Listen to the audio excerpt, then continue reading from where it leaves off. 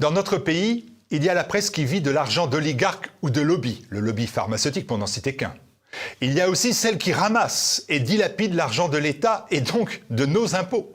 Tous ces médias officiels bénéficient d'avantages monstrueux et d'aides qui s'apparentent, si vous me permettez l'image, à des soins palliatifs pour presse en fin de vie. Ces organes de presse vivent de la manne publique et oublient donc par domesticité de mordre réellement la main qui les nourrit. Ils ne sont que les supports de l'État-propagande. À côté de ce système, il y a la presse alternative qui ne touche rien, n'a le droit à rien, ne dispose de rien, d'aucune aide ou passe-droit, rien, pas même les miettes. Pour elle, le seul moyen d'exister et de se développer est donc le don, l'humble appel au peuple des téléspectateurs. Ce mode de financement participatif, il est sain et totalement vertueux. Il garantit à TV Liberté son indépendance et par les temps qui courent, rien n'est plus précieux. Ce mode de financement est exigeant. Il nécessite une gestion rigoureuse, des efforts pour équilibrer le budget, prendre en compte les mois d'été où les rentrées financières se raréfient et soutenir les actions de développement dès la rentrée. On ne va pas se mentir, nos objectifs ne sont toujours pas atteints au moment où je vous parle. Et c'est donc avec une certaine anxiété et une certaine gravité que nous faisons appel à votre générosité. Il nous manque, me dit-on, une centaine de donateurs à 100 € pour toucher au but. C'est pour cela que je vous demande, selon vos moyens bien sûr, de répondre à notre campagne de dons.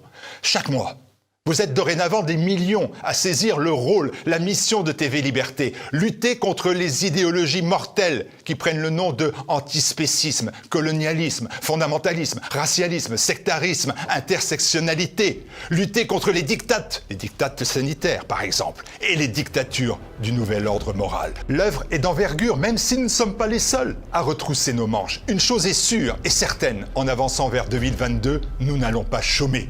Devant ce vaste et ambitieux projet de déconfinement idéologique, êtes-vous à nos côtés? Si vous répondez à la question par un oui franc et massif, alors aidez-nous, car plus que jamais, à l'attaque pour que vive TV Liberté à votre seul service.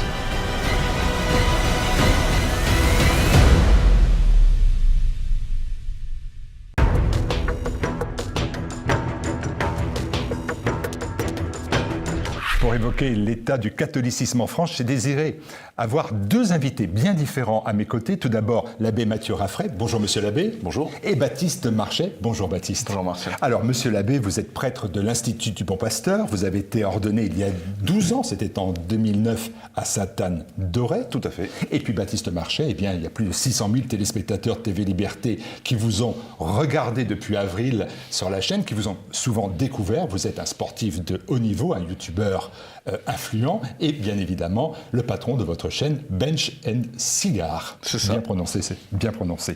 Baptiste, c'est vous qui avez suggéré cette rencontre à TV Liberté. Vous connaissez déjà l'abbé Raffray ? Oui, enfin, on se connaît succinctement, en fait. On s'est rencontrés sur les réseaux. J'ai découvert son travail, le travail, je sais pas, d'évangélisation, on va dire, sur Internet qu'il faisait. J'ai trouvé que la démarche et la façon de le faire était super intéressante. Et du coup, en discutant comme ça, on nous est venu l'idée d'une rencontre. Et je me suis dit, mais c'est plus intéressant de le faire sur TV Liberté, avec vous, un petit peu en rôle d'arbitre, etc., pour organiser tout ça. Je trouvais que ça pouvait être chouette d'avoir le point de vue du clerc et du pratiquant. Monsieur l'abbé, et vous avez répondu, vous aussi, partant ? Vous vous êtes posé quand même quelques questions avec Baptiste Marchais sur TVL ? Au contraire, c'était une joie de pouvoir faire cette émission avec vous. Et non, parce que je pense que Baptiste représente quand même aujourd'hui un mouvement de fond de la jeunesse qui est assez peu écouté, mais qui est très réel et très concret sur les réseaux sociaux. Et d'une jeunesse qui a soif de Dieu et qui a besoin qui cherche des réponses à des questions sur la foi. Alors, monsieur l'abbé, puisque vous avez la parole, je vais continuer à vous poser des questions. Vous êtes prêtre résident à Rome, à la maison Saint-Clément, c'est ainsi qu'elle s'appelle. Ça ne doit pas être très loin de superbe basilique Saint-Clément. Exactement, au lieu juste à côté, oui. Et patrimonial. Exactement, oui. Donc, qu'est-ce que vous y faites à Rome Alors, vous savez, normalement, les prêtres qu'on connaît, ils sont dans une paroisse, donc ils sont curés ou vicaires dans une paroisse. Moi, j'ai un statut un peu particulier parce que je ne suis pas lié à un territoire, une paroisse, mais je suis professeur. Donc, je suis chargé de former des futurs prêtres ou même des prêtres qui vont ensuite devenir eux-mêmes des professeurs. Donc dans une université qui s'appelle Université pontificale, donc qui dépend du Saint-Siège, et qui s'appelle l'Angelicum, donc l'Université Saint-Thomas d'Aquin. Et donc j'ai comme étudiants des séminaristes et des prêtres qui viennent du monde entier, qui viennent étudier à Rome pour être formés. Saint Thomas d'Aquin, c'était pas une découverte pour vous? Pas du tout. J'essaye d'être un spécialiste de la pensée de Saint Thomas d'Aquin. De la pensée thomiste. Voilà. Dites-moi, j'ai dit à l'instant que vous étiez à l'Institut du Bon Pasteur. C'est un institut qui a été fondé en 2006 à Rome, là aussi. Il est, j'ai lu, sous l'autorité directe du Saint-Siège. Qu'est-ce que ça veut dire, sous l'autorité directe du Saint-Siège? Je vais y arriver. C'est que habituellement, dans la structure de l'Église, les instituts religieux, surtout quand ils sont créés, à leur fondation, dépendent de l'évêque du lieu, parce qu'ils sont liés à un lieu. Alors que certains instituts, donc on appelle de droit pontifical, sont liés directement au Saint-Siège parce qu'ils agissent dans différents diocèses en même temps. Donc c'est le cas de l'Institut du Bon Pasteur, comme de beaucoup d'autres communautés, c'est pas une spécificité. À savoir qu'on a des prêtres dans différents diocèses du monde, enfin en Amérique latine, en Pologne, à Rome, en France, et même en Afrique, en Ouganda. Et donc c'est pour ça que nous ne dépendons pas d'un évêque, mais du Saint-Siège directement. Voilà, et en France, vous êtes à l'ombre d'un grand château à Courtalin, c'est dans l'Eure-et-Loire, pas loin de Chartres. Tout à fait, près de Châteaudun exactement, donc ça c'est le lieu du séminaire, mais l'Institut du Bon Pasteur est plutôt connu parce qu'il a été fondé à Bordeaux, donc la paroisse Saint-Éloi, qui est la maison mère de notre communauté, et donc qui a été fondé par l'abbé Laguérie, que vous connaissez bien, que vous avez déjà reçu ici, exactement, un ami. Et donc maintenant qui s'est développé depuis une quinzaine d'années, qui s'est développé dans le monde entier. C'est quoi concrètement l'identité de l'IBP? C'est ainsi que j'ai vu l'IBP, l'Institut du Bon Pasteur. Alors l'IBP, on croirait une banque, mais non. Non, mais non, pas du tout. Notre identité, c'est assez simple, c'est la tradition. C'est-à-dire que l'intuition fondamentale, à l'école de Monseigneur Lefebvre, qui avait eu déjà cette intuition dans les années 70, eh bien, c'est que pour renouveler le catholicisme en France en particulier, mais dans le monde entier, eh bien, il faut revenir à la sagesse de l'Église et à ce qui se faisait il y a quelques années et qui fonctionnait. Donc voilà pourquoi les prêtres de notre communauté sont habillés en soutane, pour qu'on les reconnaisse dans la rue. Voilà pourquoi on célèbre la messe en latin. Et puis on suit la doctrine traditionnelle. On va y revenir. Le Bon Pasteur, donc, c'est celui qui donne sa vie pour ses brebis. Le Bon Pasteur, c'est Jésus-Christ. C'est Jésus-Christ, et qui se présente lui-même comme le Bon Pasteur, c'est-à-dire qui conduit le troupeau jusqu'au bercail, à savoir le ciel, et donc qui invite les prêtres à être ses imitateurs, à être à leur tour des bons pasteurs. Dernier point, je vous poserai la même question, Baptiste commençait déjà à réfléchir. Vous êtes le troisième d'une famille de 9 enfants. Est-ce que votre vocation, elle est née à l'enfance, à l'adolescence ou à l'âge adulte ? Vous savez, la question de la vocation, c'est assez... je n'ai vu ni la Sainte Vierge, ni Saint Michel Archange qui m'a dit « tu dois devenir prêtre ». Mais je pense que ma vocation... On parle d'un appel, quand même. Parce que ça, c'est le plus simple, quand même. Ah, c'est le plus simple, évidemment. Là, au moment, vous êtes sûr. C'est quand même le bon truc. Oui, mais Dieu n'agit pas, justement, de façon extraordinaire dans nos vies. Dieu agit de façon naturelle, par les signes. Et alors, dans mon cas, ça a été assez progressif. C'est dans l'enfance, parce que je suis d'une famille très catholique, mes parents nous ont donné une éducation très catholique, et c'est assez simple. On allait à la messe tous les dimanches, sans se poser de questions. Il n'y avait même pas de questions à se poser, c'était le dimanche, c'était la messe. C'est une obligation. Pas une obligation, c'était une joie, c'était la vie. Non, mais on l'a jamais ressenti comme une obligation, au contraire. On mettait les beaux habits, on cirait les chaussures, on allait à la messe tous ensemble en famille, et puis on rentrait, il y avait l'apéritif du dimanche. Le dimanche, c'était messe et apéritif. Voilà. Et puis beaucoup de respect envers les prêtres dans ma famille. Donc à l'adolescence, comme beaucoup, j'ai fait un peu ma crise, et puis j'ai rejeté ces choses-là. Quand j'avais 18 ans, si on m'avait dit que j'allais devenir prêtre, j'aurais bien rigolé, je pense.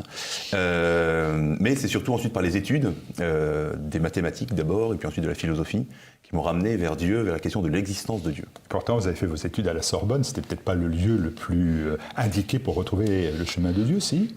Vous savez, le bon Dieu utilise tous les chemins, et tous les chemins mènent à Dieu, finalement.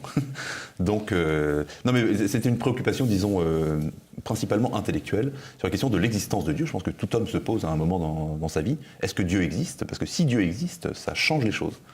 Et donc, la doctrine de l'Église, c'est qu'on peut démontrer l'existence de Dieu. Et que finalement, c'est pas une vérité à croire, mais c'est une vérité qui se démontre. Donc Et comme vous avez dit à vos parents, vous allez être prêtre, et à vos frères et sœurs ? Je crois que tout le monde était très heureux. Et ça a été, je pense qu'ils s'y attendaient un peu. C'est-à-dire que, parce que voilà, donc, à partir du moment où j'étais étudiant, quand j'ai eu une vingtaine d'années, j'étais très engagé dans des mouvements de jeunes, le MJCF à l'époque, et puis et donc des mouvements d'apostolat pour la jeunesse. Voilà, donc c'était un peu la vocation, c'était un peu un accomplissement de toute une éducation catholique. Le bon pasteur, c'est aussi celui qui connaît ses brebis, Baptiste Marchais. Est-ce que vous êtes catholique depuis votre naissance? C'est-à-dire que là, vous vous adressez à la brebis, c'est ça? C'est ça, clairement. J'ai compris la transition. C'est une transition assez C'était tout sympa, trouvé, hein, ouais, c'était chouette, c'était hein. tout trouvé. Est-ce que je suis catholique depuis mon adolescence, c'est ça la question? Depuis naissance. Dans la Alors, famille. Vous voyez, on va tous les dimanches à la messe. pour répondre à la question vraiment de façon complète, je suis vraiment catholique pratiquant depuis peu, finalement, depuis peu de temps, depuis ces dernières années. Je suis catholique de tradition de naissance, parce que j'ai tout de suite été baptisé. En plus, j'ai été baptisé à l'église Saint-Nicolas du Chardonnay. Donc, j'ai été baptisé vraiment au cœur des vrais catholiques, on va dire, de ce qui se fait de plus catholique, entre guillemets. Bah, en tout cas, des catholiques traditionnels. Voilà. Après, on reviendra après pour désigner chacun. Mais par contre, j'ai pas été élevé dans les... En fait, j'ai été élevé dans les principes catholiques, mais pas dans la pratique catholique. Donc après, c'est un chemin personnel qui est arrivé plus tard.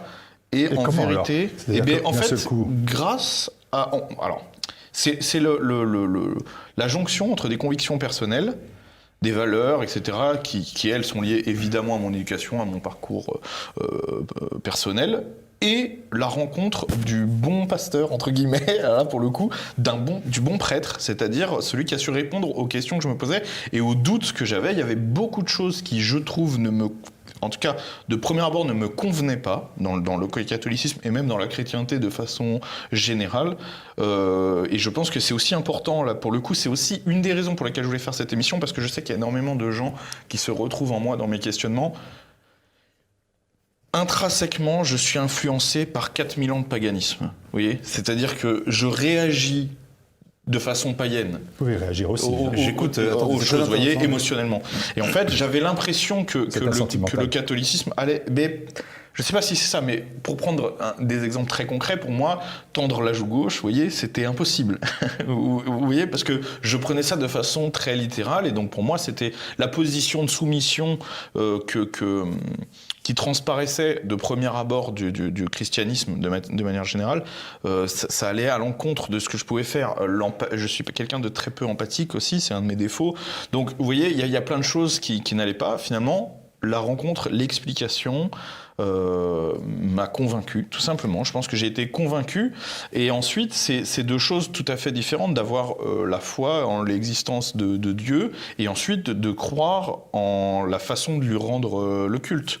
Comment vous avez franchi la porte de l'église? À quel moment vous vous êtes dit un jour, tiens, je vais franchir, je vais y retourner, je vais revoir ça Parce que c'est un geste, c'est une... En fait, en me documentant sur le sujet, ça me trottait dans la tête depuis pas mal de temps. J'avais tous ces questionnements qui restaient un petit peu... qui commençaient à avoir des bribes de réponse, parce qu'on peut toujours trouver des bribes de réponse en se renseignant soi-même, mais j'avais besoin d'une figure. J'ai tout simplement téléphoné à un abbé traditionnel qui est près de chez moi. Il m'a reçu, et en vérité, en discutant avec lui, il m'a dit... Si ça t'intéresse, on peut faire ton catéchisme maintenant et puis reprendre les bases, voilà. Et j'y suis allé sans trop d'a priori, c'est-à-dire j'allais au début au catéchisme sans trop savoir si ça allait durer, si ça allait vraiment prendre ou pas. Finalement, après, les choses ont fait que, évidemment, ça a pris énormément. J'ai eu une sorte de prise de conscience de tout ce que ça représentait. Puis il y a une part de sentiment, évidemment, il y a une part de vécu quand on y est, et puis il y a une part de raison, c'est-à-dire que, comme j'ai dit, le bon mot, c'est que ça m'a convaincu. Pour convaincre, on ne convainc pas avec des sentiments, on convainc avec des arguments. Monsieur l'abbé, cette démarche-là, vous la comprenez? C'est différente de la vôtre, hein? Elle est tout à fait différente, mais écoutez... Est-ce qu'elle est valable? C'est la question. Évidemment, elle est valable. Elle est d'ailleurs la démarche la plus courante aujourd'hui. Je suis vraiment convaincu qu'il y a aujourd'hui un mouvement de conversion, de reconversion des jeunes Français vers la foi catholique, qui est assez subtil pour l'instant, mais beaucoup de chrétiens, de jeunes, se posent la question de leur identité, savoir on est qui, on croit quoi, on va où. On vit dans une société qui a complètement abandonné et qui refuse de se poser les questions essentielles de la vie, mais les hommes continuent à se les poser. Et donc, faire le choix de spiritualité orientale, comme c'était la mode dans les années 80, je pense qu'aujourd'hui, les Français n'y croient plus, ne sont plus intéressés par ça. C'est-à-dire qu'on est genre l'hindouisme, le bouddhisme, le zen, le yoga, etc. Toutes ces choses qui, soi-disant, allaient remplacer les vieilles religions qui étaient, le christianisme qui était décédé. Aujourd'hui, on retourne vers des choses beaucoup plus essentielles, je pense, et tout Français, tout Européen, finalement, est héritier du christianisme. J'ai un exemple tout bête que je citais un ami qui me faisait la remarque. Les croix des pharmacies, pourquoi les pharmacies ont une croix verte? C'est le signe de croix, c'est-à-dire les croix sont partout, les calvaires aux croisées des chemins, les églises au cœur de nos villages. La France est chrétienne essentiellement. Et depuis la Révolution, même s'il y a eu toute une tentative d'expulser le christianisme, eh bien, il reste au fond de nos villages, de nos familles et de notre pays. On parlait de calvaire. Vous avez fait avec l'association SOS Calvaire une vidéo qui démontre, enfin vous participez à la construction, à la restauration d'un calvaire. Et à cette occasion, vous avez dit que c'était un acte de foi, celui de remettre le Christ au milieu de nos routes. Rien que ça. Alors c'est pas moi qui ai dit ça, c'est la personne qui est de SOS Calvaire avec qui j'étais, c'est le menuisier exactement qui a dit ça. Et j'ai dit, moi j'ai dit que c'était entre autres un acte de foi. C'est le cas, parce que c'est effectivement un acte de foi, parce que c'est moi qui le fais, et eux, et que nous sommes fondamentalement croyants. Mais ça aurait pu être fait aussi par des non-croyants. D'ailleurs, il y a énormément de gens qui ne sont pas catholiques, qui nous ont soutenus, qui ont fait des dons, etc. C'est pour ça que j'ai dit que c'était entre autres un acte de foi. C'est un acte de foi quand on décide que c'en est un, mais physiquement, c'est aussi un acte de restauration du patrimoine, un acte un petit peu finalement de résistance face à la décrépitude, etc. C'est-à-dire on peut prendre ça de différentes façons. Il y a des gens pour qui aujourd'hui le catholicisme est plus une tradition avec un petit t plutôt qu'une tradition avec un grand T comme nous on l'envisage.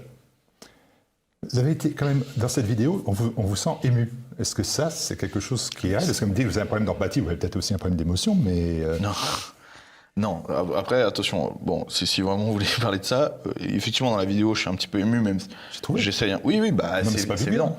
Bon, moi, je suis pas extrêmement partisan de montrer ses sentiments en public. Après, ça vient de mon éducation et puis c'est mes convictions personnelles. Donc, j'ai pas de problème avec les sentiments. J'ai un problème avec ceux qui les étalent en public, toujours en train de pleurnicher devant la caméra. Je trouve que c'est pas français et puis moi, ça me met mal à l'aise. Mais oui, évidemment, ça m'émeut parce que c'est...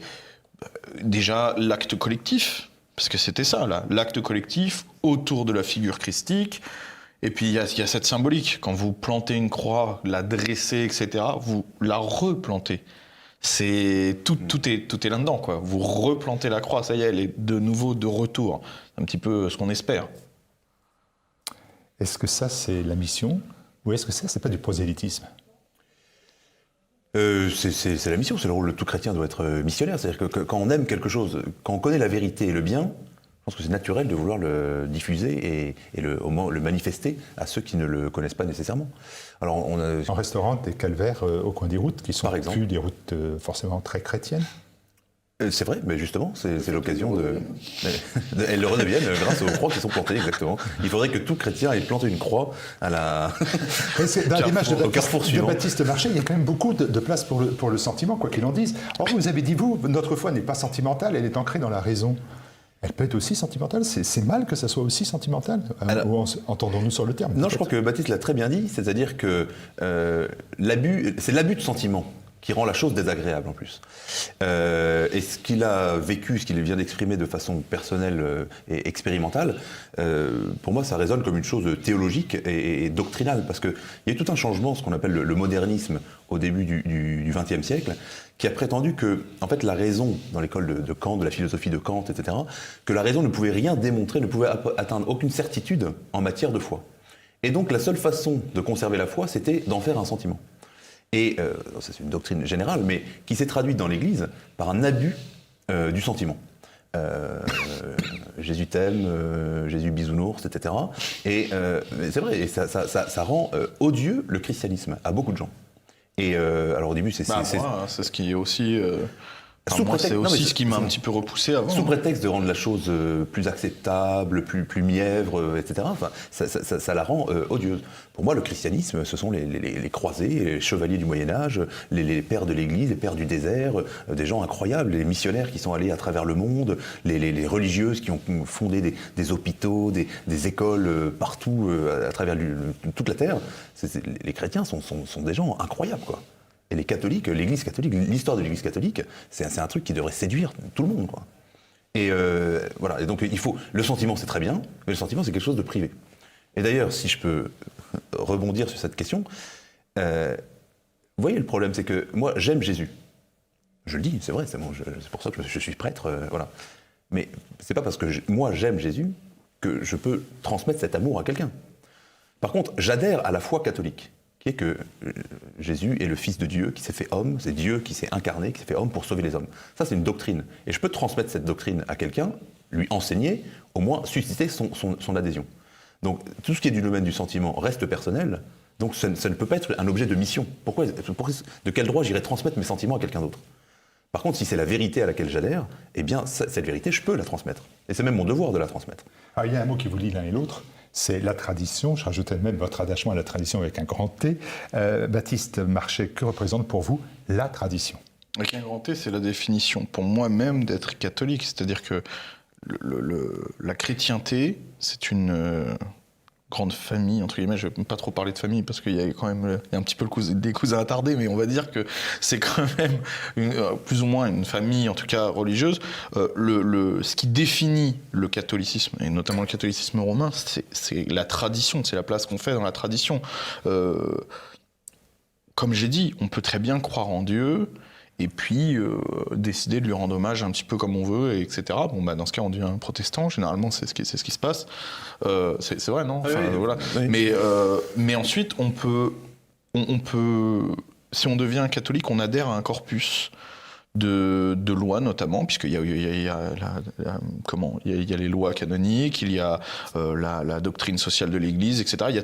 C'est toute une famille de choses qui font que ça devient concret. Pour moi, en fait, il faut utiliser l'argument de la tradition. Parce qu'en fait, c'est ça qui fait que tout prend sens. Si je dois vraiment... J'aime pas trop utiliser l'exemple personnel, mais si vraiment je dois utiliser mon exemple, c'est en étant à genoux dans une église, pendant une messe en latin, que j'ai compris vraiment ce que je faisais ici, en fait. Au début, la première messe, comme ça, on vient, on sait pas trop. En plus, le missel, au début, c'est compliqué. Enfin, ça a l'air compliqué, finalement, c'est pas si compliqué. Mais au début, on est un petit peu perdu, etc. Donc, on se demande un petit peu ce qu'on fait là. Mais en fait, tout prend sens quand on comprend qu'on est en train de faire la même chose que nos pères depuis des siècles et des siècles. Les mêmes prières que de grandes figures, depuis Charlemagne, Hugues Capet, Saint-Louis, etc., depuis les chevaliers, les templiers, tous ces gens, et puis tout le peuple français depuis 1000 ans, on fait exactement la même chose. Là, ça prend sens. Depuis 2000 ans, bien sûr. Là, ça prend sens. Là, c'est quelque chose de...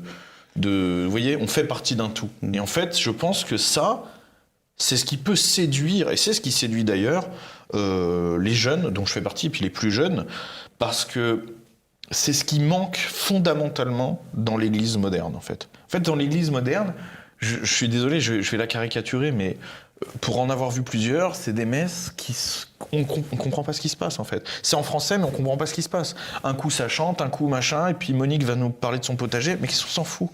Non mais je veux dire, c'est vrai, on est là. Soit on nous dit qu'on est là pour quelque chose de très concret, c'est-à-dire reproduire le sacrifice, la prière pour le salut public, etc. Et dans ce cas, ok, on sait ce qu'on fait ici, on le fait. Soit on est là juste pour se taper dans la main, chanter des chansons, mais dans ce cas, ça, je peux le faire chez moi, on fait un barbecue, quoi. Faut savoir ce qu'on fait. Donc, et d'ailleurs, pourquoi il y a eu autant de jeunes attirés par l'islam ?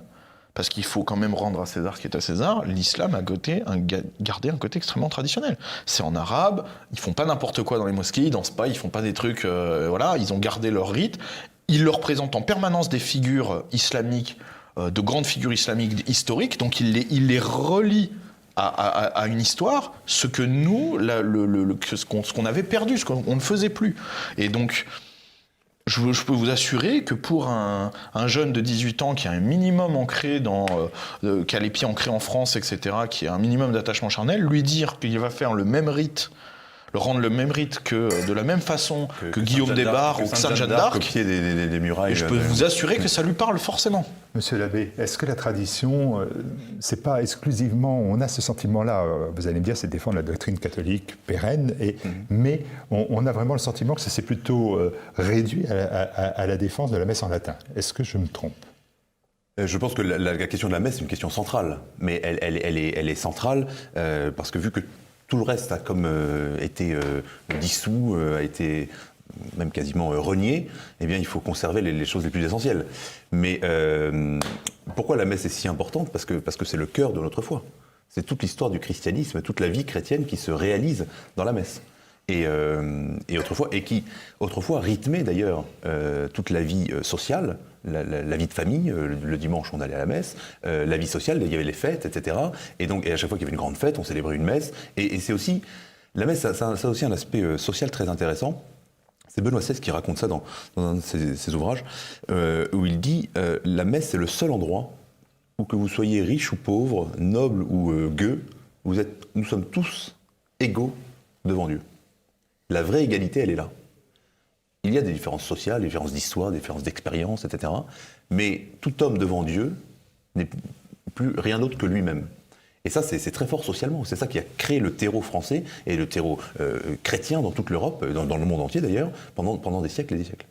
Est-ce que, deuxième question, elle est un peu grossière, mais elle est réelle. Est-ce que la messe en latin, c'est pas difficile ? Je veux dire, il y a aussi des gens qui disent on n'y comprend rien. On parle de moins en moins bien le français en France, de parler le latin. Vous voyez, est-ce que c'est une difficulté ? Si vous voulez bien, je vais répondre parce que du coup, c'est plus moi que ça concerne, entre guillemets, puisque pour monsieur l'abbé qui a eu une formation religieuse, c'est forcément moins compliqué à comprendre. Déjà, ça, les gens qui utilisent cet argument n'ont visiblement jamais ouvert un missel, puisque la traduction en français c'est juste à côté, il suffit de regarder la page d'à côté. Donc pour de vrai dire on comprend pas, dans ce cas tu ne sais pas lire parce que c'est écrit. C'est pas dur quand même de regarder la ligne juste en face pour savoir ce qu'on dit. Donc on le fait une fois ou deux et au bout d'un moment on sait ce qu'on dit. Donc en fait, et puis encore une fois, ce sont les prières qui sont en latin. La prêche est en français. Évidemment, oui. Donc les lectures sont en français. Les lectures sont en français. La prêche est en français. Donc en fait ce qu'il y a à comprendre est en français. Le Notre Père qui est en latin, c'est pas trop dur quand même de faire l'effort de savoir que c'est le Notre Père en français, juste qu'on dit en latin, non ? Je vois pas, il y a pas. Je pose la question. Oui, moi je vous réponds. Et puis encore une fois, personne ne s'est posé la question en islam. Il y a aucun islam, il y a aucun islam qui est enseigné en français. Aucun. Donc même les jeunes d'origine arabe qui ne parlent pas arabe, ils vont alors je ne sais pas comment ça s'appelle, je sais pas si c'est la messe ou enfin ils vont faire rendre leur rite en arabe. Ils se posent pas la question. Et en plus, si je peux ajouter quelque chose, je pense que c'est très important parce que pourquoi est-ce qu'on utilise le latin dans la messe traditionnelle ? Parce que c'est une langue sacrée. C'est-à-dire que c'est pas la langue qu'on utilise pour discuter entre nous. Mais ça n'a jamais été le cas. C'est-à-dire qu'au Moyen-Âge, c'est évident que les prêtres au fin fond de la campagne, ils parlaient pas latin et le brave paysan qui allait à la messe, il parlait pas latin. Mais pourquoi ? Parce que la messe, c'est pas un lieu où on va pour apprendre quelque chose. Ça, c'est le catéchisme ou c'est l'homélie éventuellement, etc. Mais on va à la messe pour rendre un culte à Dieu. Parce que Dieu existe. Et que Dieu est tout-puissant, et qu'il est le créateur du monde entier et notre créateur personnel. Donc l'homme va adorer Dieu et rendre un culte à Dieu.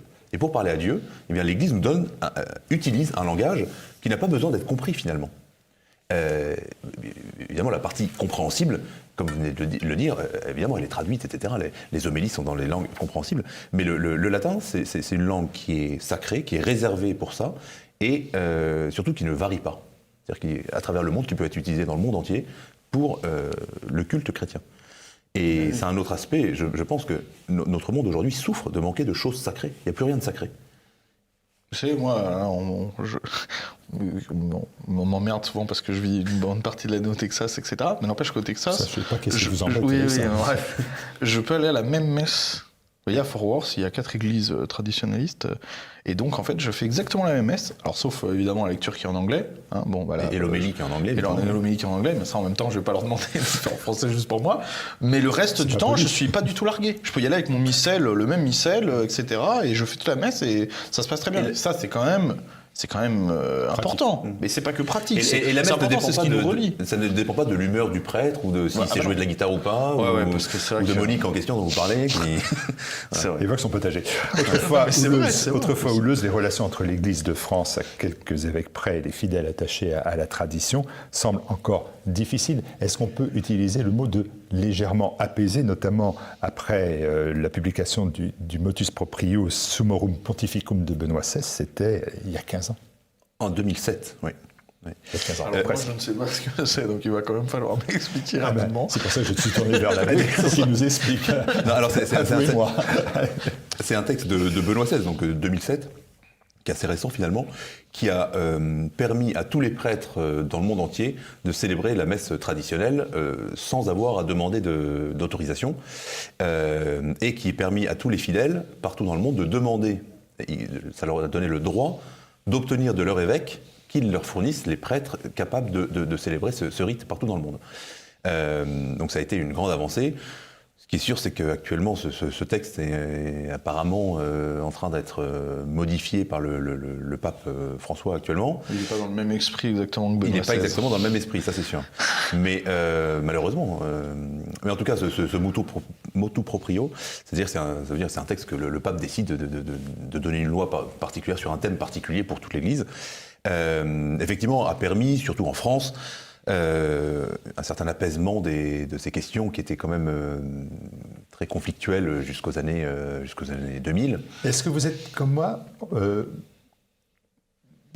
en train de vous dire que maintenant les relations entre les catholiques de tradition et les catholiques qui ne sont pas de tradition, vous leur donnez le terme de moderniste, de paroisse, peu importe, ce sont elles aussi, très apaisées. Moi je pense que ces relations se sont très apaisées. Et qu'aujourd'hui, il n'y a plus d'opposition entre des traditionnalistes et des modernistes, des modernes, je ne sais pas, mais il y a une nouvelle opposition, c'est-à-dire que les pratiquants se sentent beaucoup plus proches des traditionnalistes, finalement. L'enjeu n'est plus là. L'enjeu, il est celui de la foi. C'est-à-dire qu'il y a toute une frange de l'Église qui est très progressiste, qui est prêt à tout changer, la morale, qui est favorable à toutes les soi-disant évolutions de la société. Et donc, en fait, ceux qui sont catholiques sincères, qu'ils aillent à la messe en français ou qu'ils aillent à la messe en latin, ceux qui ont la foi, en fait, finalement, on travaille tous dans la même direction.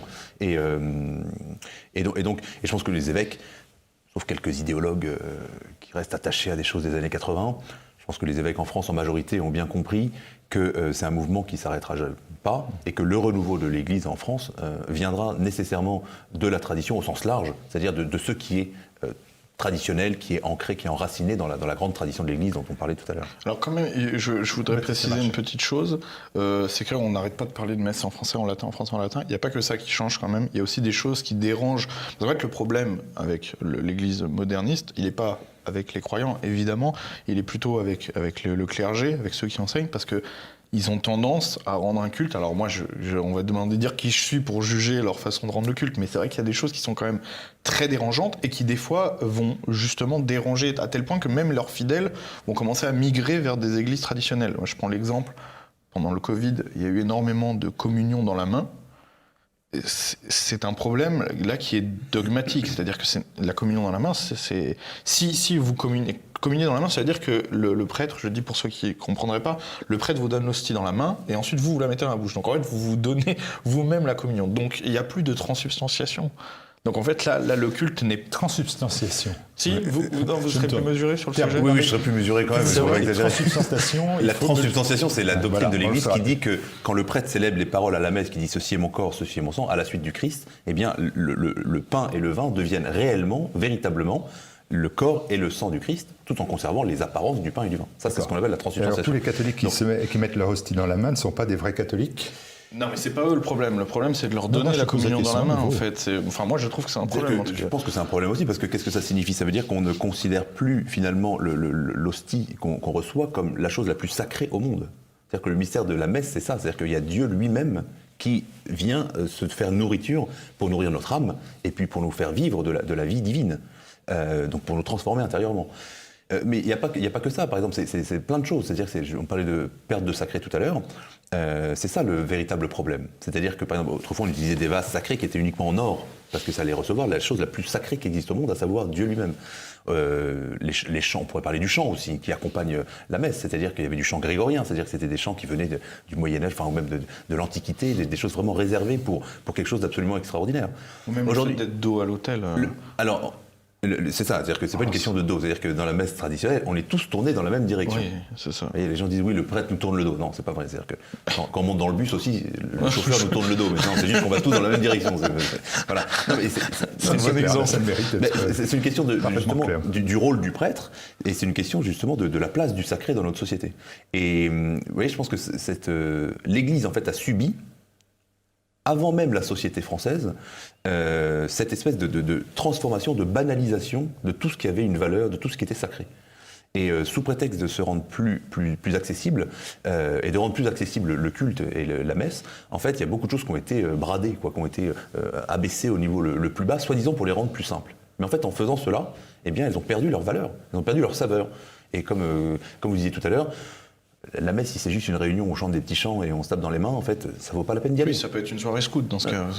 C'est pas. Mais le coup de l'autel, c'est un bel exemple de la perte du sacré, parce que en étant le prêtre en étant face à l'assemblée, donc souvent à l'autel dans le dos, mais très souvent il ne peut plus l'utiliser parce qu'il est derrière lui. Alors ils mettent une petite table d'appoint, un truc comme ça. Et alors là, on a tout l'exemple, c'est-à-dire qu'en fait, il y a un autel qui a été construit des fois il y a plusieurs siècles.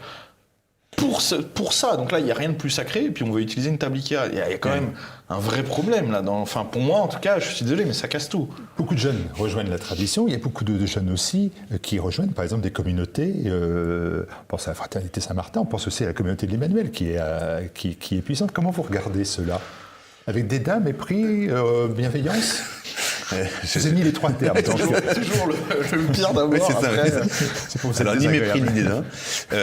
Non, je pense que la communauté Saint-Martin, c'est un bon exemple. C'est-à-dire que pourquoi est-ce qu'ils attirent tant? Parce qu'ils ont une formation traditionnelle. Alors, ils ne célèbrent pas dans la messe traditionnelle, la messe tridentine. Je trouve ça un peu dommage, parce que c'est un choix qu'ils ont fait, etc. Mais pour avoir déjà assisté à des messes que les prêtres de la communauté Saint-Martin célèbrent, elles ressemblent beaucoup à des messes traditionnelles. Donc finalement, et puis la communauté de l'Emmanuel, je connais moins parce que c'est plutôt une communauté charismatique, et donc il y a cet aspect qui est très sentimental justement, dans lequel je me reconnais absolument pas. Et notre foi n'est pas sentimentale, elle est ancrée dans la raison. Dans la raison, bien sûr, c'est dans l'intelligence de la foi. Néanmoins, ça attire des jeunes par ce biais-là. Très bien. Je pose la question. Il y a un sentiment d'attachement qui peut les attirer, comme moi, c'est ce qui s'est passé. C'est un sentiment d'attachement, de besoin, de tradition, etc. qui attire. Mais ensuite, il faut comprendre pour rester. C'est ça. Non, mais toutes ces communautés en fait qui fonctionnent dans l'Église de France aujourd'hui sont les communautés qui plus ou moins ont un aspect traditionnel. C'est pas forcément la liturgie, mais c'est au moins la doctrine, c'est au moins une foi, disons, sérieuse. C'est pour ça que je disais tout à l'heure, on peut mettre toutes ces communautés que vous avez citées, etc. On est tous catholiques, on travaille tous pour la même Église, la même foi, le même pape, etc. quoi. Et puis ensuite, il y a ceux qui ont une vision complètement progressiste de l'Église et qui, eux, effectivement, là, on ne sait pas trop où ça va. Comment vous regardez l'attitude de l'évêque à Dijon contre la fraternité Saint-Pierre ? Ça m'attriste beaucoup. Ça m'attriste beaucoup parce que je dis, est-ce que vraiment un évêque n'a rien d'autre à faire que de détruire les peu de choses qui marchent? Même s'il n'est pas d'accord. Je veux dire, qu'il ne soit pas d'accord, c'est son droit, c'est son choix, c'est son rôle. Mais, son rôle, c'est-à-dire que c'est sa position. Mais vraiment, est-ce qu'on peut se permettre le luxe, quand on est évêque, qu'on n'a plus de prêtres, que les églises sont vides, que les paroisses, que les gens ont abandonné l'église, d'aller mettre des bâtons dans les roues de ce qui marche? C'est assez insupportable parce que on subit le silence des évêchés en général dès qu'il y a des actes totalement anticatholiques qui sont faits par le monde entre guillemets athée, que ce soit politiquement ou même des actes antichrétiens, etc., des églises vandalisées. Alors là, on n'entend personne. Et puis alors quand un prêtre diffère de leur choix personnel, alors c'est des grandes décisions. En tant que pratiquant, en étant tout en bas de l'échelle hiérarchique de l'Église, c'est insupportable. Et puis moi, étant un peu plus, pas beaucoup plus haut, mais un peu plus haut dans l'échelle hiérarchique, c'est-à-dire que c'est un abus de pouvoir, tout simplement. C'est un abus de pouvoir parce que ces prêtres là, de la Fraternité Saint-Pierre, ils ont le droit qui leur a été donné par Rome d'agir comme ils le font et de faire ce qu'ils font. Donc le fait qu'un évêque dise « je vous interdis de faire ça », en fait, c'est un abus de pouvoir. Je vais essayer de vous mettre d'accord sur cette dernière partie de cet entretien, parce que j'ai bien compris que l'un et l'autre, la tradition est pour vous la condition sine qua non du renouveau de l'Église et du catholicisme en France. Est-ce que c'est néanmoins suffisant, malgré ces jeunes, malgré ces séminaristes, malgré ces églises remplies, est-ce que c'est suffisant pour mettre fin à ce que d'aucuns appellent l'effondrement du catholicisme en France? Les catholiques sont devenus minoritaires, vous êtes ultra minoritaires, les musulmans sont toujours plus nombreux, et les sans-religions, parce que ce sont eux qui sont majoritaires. Vous savez, c'est la chanson de Maurice Chevalier, tout ça, ça fait d'excellents français. Et puis, il y en avait un qui était catho, et tous les autres allaient au PMU. Ils chantaient ça avant la guerre. Donc, quelle est la question? La question, c'est que vous êtes ultra minoritaire. Donc, tout ça est très bien, vous êtes attaché à la tradition, il y a encore des gens. Est-ce que c'est suffisant? Est-ce que c'est la seule voie possible? Et si c'est la seule voie possible, est-ce qu'elle est suffisante? Et qu'il faut l'emprunter très vite? Alors oui, exactement. On fait jamais assez, mais je pense qu'il est temps d'ouvrir les yeux et de dire maintenant ça suffit. Maintenant ça suffit. C'est-à-dire que, effectivement, si on continue dans la voie dans laquelle on est, l'Église en France est partie, en fait, c'est fini dans quelques années à peine. Je vous donne un chiffre. Aujourd'hui, il y a à peu près 15 000 ou 14 000 prêtres en France, sauf qu'à cause de la moyenne d'âge, d'ici 5 ans, il n'y aura plus que 7 000 prêtres. Les séminaires en France ferment les uns après les autres, c'est-à-dire que c'est une catastrophe.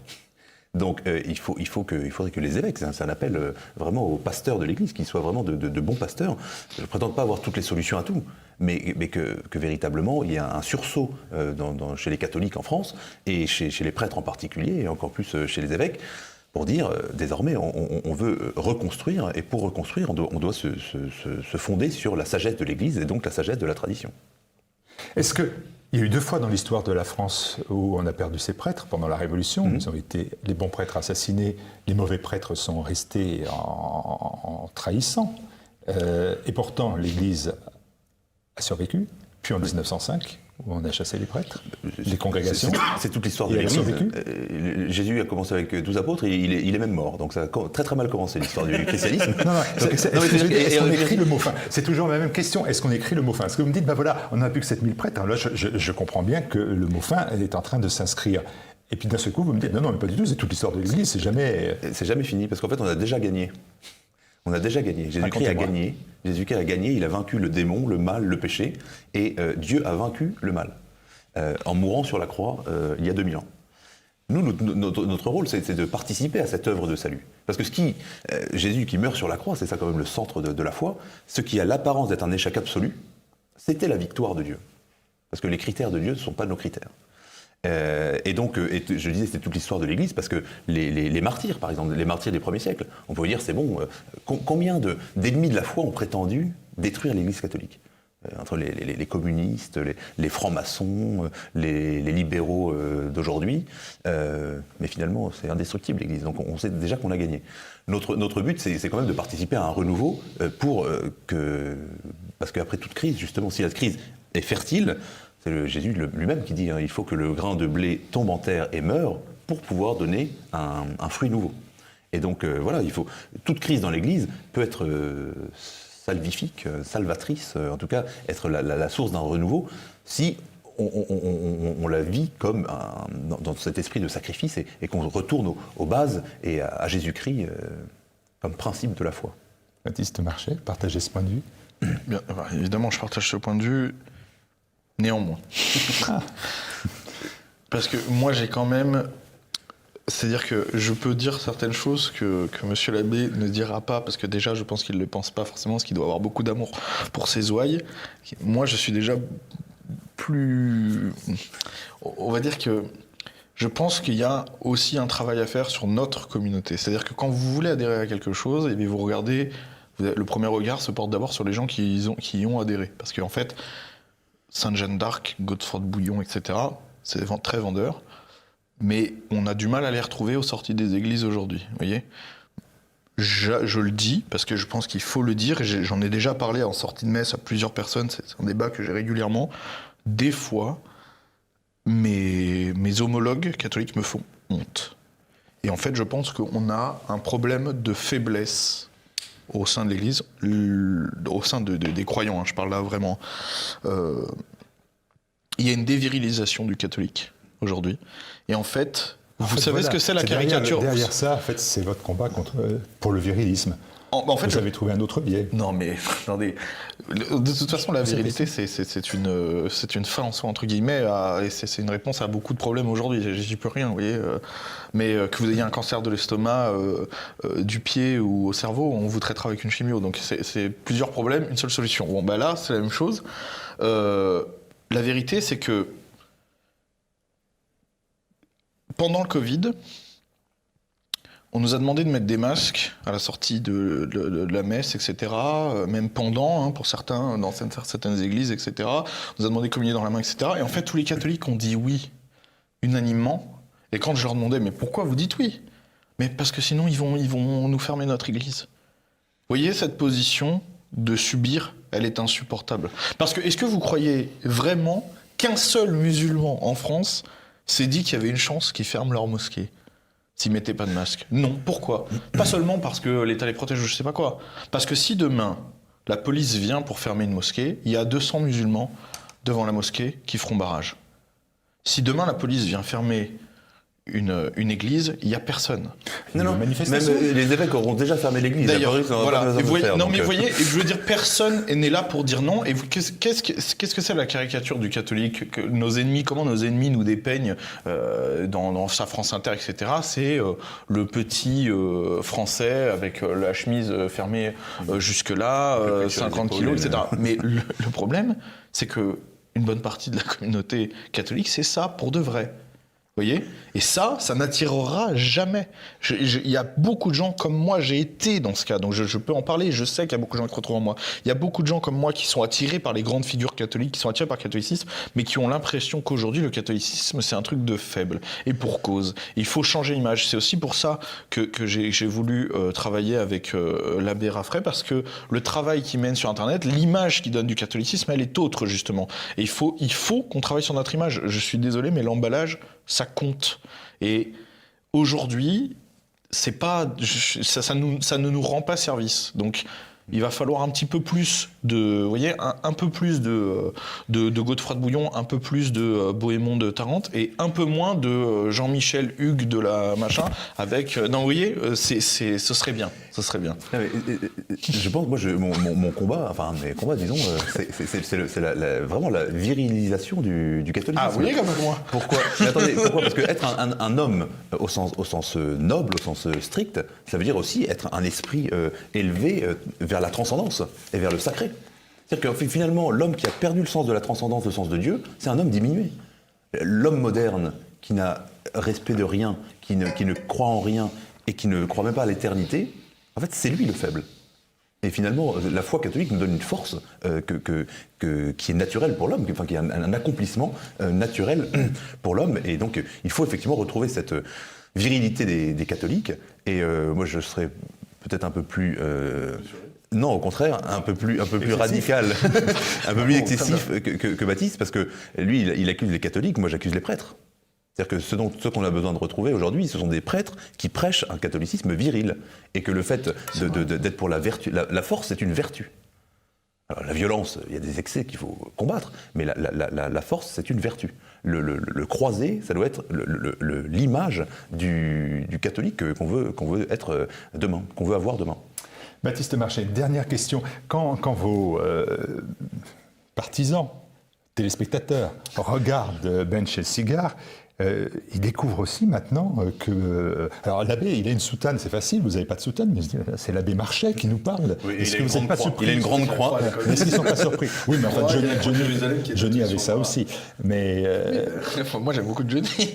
Voilà, non, mais c'est pas pour autant qu'il professait sa foi tous les matins. Bien sûr, oui, bien sûr. Bah après, je l'ai jamais... C'est pas comme si ça sortait comme ça du chapeau, je l'ai jamais caché. Même, la vidéo de SOS Calvaire, c'est dans les premiers mois d'existence de la chaîne. Alors, et les gens ne sont pas surpris, ils ne vous attendent pas là, quand même.